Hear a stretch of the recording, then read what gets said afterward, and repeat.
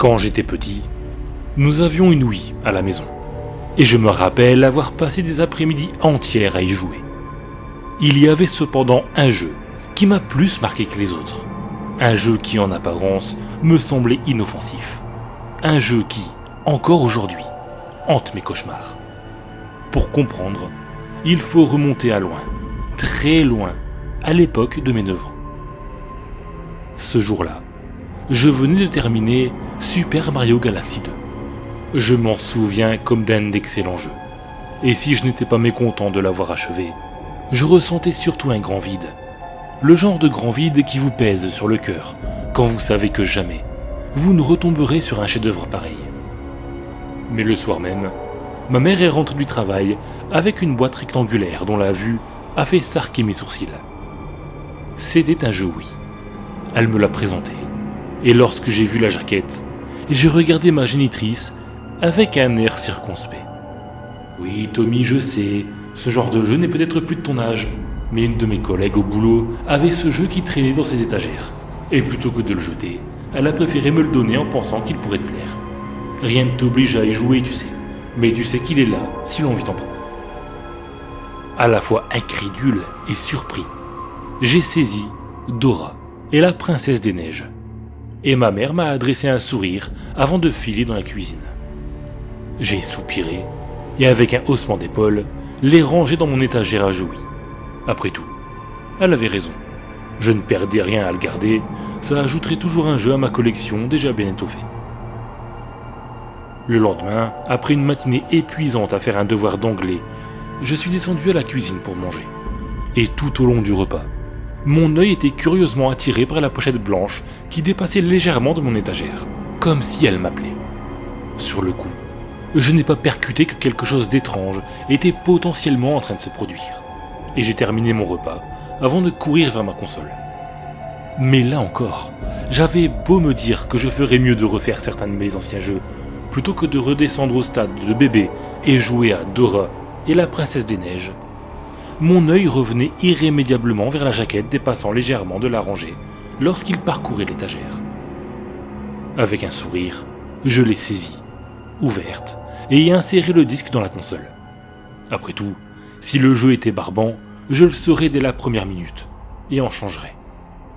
Ça ne me coûtait rien d'essayer, et si mes attentes inexistantes étaient fondées, eh bien tant pis, on ne pourrait rien me reprocher.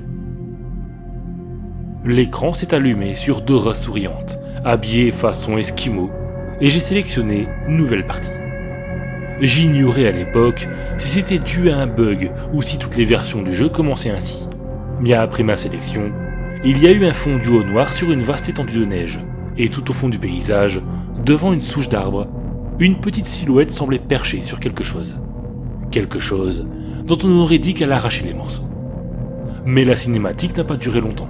Et après un nouveau fondu, Dora est apparue à l'écran, avec son grand sourire niais. Elle a dit « Oh non, Chipper le renard a emmené la princesse des neiges avec lui. Veux-tu m'aider à le retrouver ?» Deux options sont alors apparues à l'écran. Oui et non. Sur le coup, j'ai trouvé ça amusant de pouvoir choisir non, dans un jeu aussi enfantin. Mais je me doutais que peu importe mon choix, je serais forcé d'aider Dora à aller sauver la princesse. Curieux, j'ai donc appuyé sur non. Aussitôt, l'écran s'est assombri et Dora a fermé les yeux. À nouveau, sa voix s'est fait entendre. « Tu ne veux donc pas m'aider à sauver mon ami de Chipper ? Il va lui faire du mal, tu sais. Mais bon, d'accord, c'est toi qui choisis. » Je n'en croyais pas mes oreilles. C'était bien la première fois que Dora l'exploratrice abandonnait l'une de ses missions, aussi niaise soit-elle. Agréablement surpris, j'ai appuyé sur A pour avoir la suite du dialogue. L'écran a retrouvé sa teinte originale, et Dora, rouvrant les yeux, a de nouveau parlé. « Nous allons donc rentrer chez moi. Pourrais-tu m'indiquer ma maison, s'il te plaît ?» Une flèche bleue s'est alors apparue à l'écran, devant le paysage enneigé, où la maison de la jeune fille était bien visible.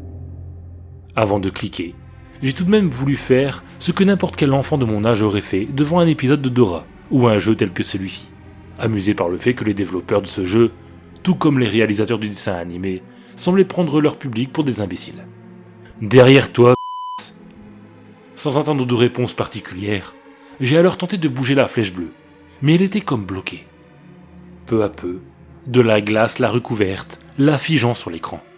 À nouveau, l'écran s'est assombri et Dora a fermé les yeux. Elle a parlé, mais avec une autre voix, caverneuse, sombre, éraillée et terrifiante. Pourquoi personne ne me prend jamais au sérieux? Pourquoi je suis toujours condamné à ça? La petite fille gentille, débile, Babouche, Vera, mes amis, ils ont tous payé le prix de leur irrespect. Et toi? D'un coup, les yeux de Dora sont ouverts et un frisson de terreur m'a parcouru le corps. Ses pupilles étaient devenues de billes noires dans ses orbites et sa peau blanchissait à vue d'œil. Quant au sourire qu'elle affichait, il s'agrandissait de seconde en seconde en deux taillades horizontales et écarlates, partant de ses commissures jusqu'à ses joues, lui offrant un sourire de l'ange qui encore aujourd'hui revient me hanter dès que je ferme les yeux. Elle a penché la tête sur le côté et sa voix distordue s'est fait entendre de nouveau. Viens me rejoindre, viens, viens, toi aussi, tu finiras comme nous. D'un coup, l'écran a changé. J'étais en vue à la première personne, dans une pièce au mur de pierre, entourée de cachots.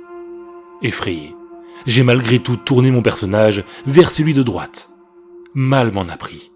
À l'intérieur, un renard qu'on avait bâillonné avec son propre bandeau bleu, et dont les bras et jambes cloués sur le mur formaient une croix parfaite avec le reste de son corps. Ses tripes étaient répandues sur le sol, et je pouvais malgré tout l'entendre répéter, d'une voix étouffée, derrière son entrave, encore et encore. « Vous ne m'attraperez jamais, vous ne m'attraperez jamais, jamais, jamais, jamais. Oh mince, vous m'avez attrapé. » Dégoûté, j'ai tourné la vision de mon personnage du côté opposé, mais ce que j'y ai vu dépassait toute l'horreur de la scène à laquelle je venais d'assister. La princesse des neiges était là, nue, derrière les barreaux en train de se avec l'un de ses yeux arrachés, qu'elle enfonçait par à coups dans la cavité tuméfiée et bordée d'angélures qu'elle avait entre les cuisses. En relevant les yeux, j'ai également constaté que sa mâchoire inférieure avait été arrachée et que sa langue pendait mollement, faisant dégouliner des filets de bave sur son ventre décharné. À ce moment-là, j'aurais dû poser la manette. Poser la manette et détruire ce jeu maudit. Mais je ne pouvais pas. Quelque chose m'incitait à continuer, quelque chose de plus puissant que moi. Alors, je me suis retourné en réprimant un haut-le-cœur, et j'ai constaté que si tout à l'heure, il n'y avait rien sur le mur en face de moi, il s'y trouvait maintenant une large porte en bois. J'ai avancé vers celle-ci, et elle s'est ouverte d'elle-même, révélant une petite pièce au mur couvert d'une substance verte. Dora était là, penchée sur une enclume en face d'une cheminée, en train de faire des mouvements frénétiques à la manière de ce que j'avais vu dans la scène d'introduction. Je me suis approché, et j'ai constaté avec horreur que c'était Babouche qui se tenait sur l'enclume, les yeux arrachés et les lèvres cousues. Dora était en train de le démembrer morceau par morceau, avec une joie folle. Et le petit singe, plutôt que de hurler de douleur, semblait presque jubilé, poussant des petits cris qui, quand j'y repense aujourd'hui, s'apparentaient à des jouissements profonds. Après quelques secondes, Dora s'est arrêtée et s'est tournée vers moi, le regard fou et le sourire maladif. Elle avait un couteau dans la main droite. Quand elle a ouvert la bouche, je savais que ce ne serait pas pour me demander si je voyais les flammes derrière elle. Tu sais depuis combien de temps j'existe? Depuis combien de temps j'aurais dû grandir? Depuis combien de temps je devrais être considéré comme un adulte? Je veux qu'on me respecte, je veux travailler, je veux aller faire mes courses, et je veux me faire plaisir. Eux, ils ne se rendent pas compte de ça. Alors je vais faire en sorte qu'ils ressentent enfin ce qu'ils devraient ressentir. Qu'ils sachent qu'autre chose existe en dehors de ce paradis artificiel et enfantin. À ces mots, Dora s'est retournée vers ma bouche, a brandi son couteau, et l'a enfoncé dans l'orifice anal de son ami. Aussitôt, il a hurlé de plaisir et de douleur mêlée, et la jeune fille a entamé des va-et-vient, dont l'intensité a augmenté à mesure que les cris du petit singe diminuaient. Finalement, il s'est tué à jamais, et Dora a levé son couteau ensanglanté vers moi. « Rejoins-nous, Tommy, rejoins-nous dans la jouissance éternelle et la mort. Peux-tu m'indiquer où est le couteau ?»« Où est le couteau, Tommy ?» Pris d'une soudaine lubie, j'ai envoyé ma manette en plein sur l'écran, pile là où se situait le couteau, Et dès que l'objet a touché la télévision, les plombs ont sauté. Suite à cet événement, j'ai brûlé ce jeu maudit, et je ne l'ai plus jamais touché à ma console. Je pensais en avoir terminé avec cette histoire, vous voyez. Je pensais que c'était derrière moi. Mais si je vous parle de tout ça aujourd'hui, c'est parce qu'hier, le facteur m'a remis un colis que je n'attendais pas. Un colis qui contenait une pochette de jeu à la jaquette bientôt familière, sur laquelle quelqu'un avait marqué au feutre noir: où est le couteau, Tommy?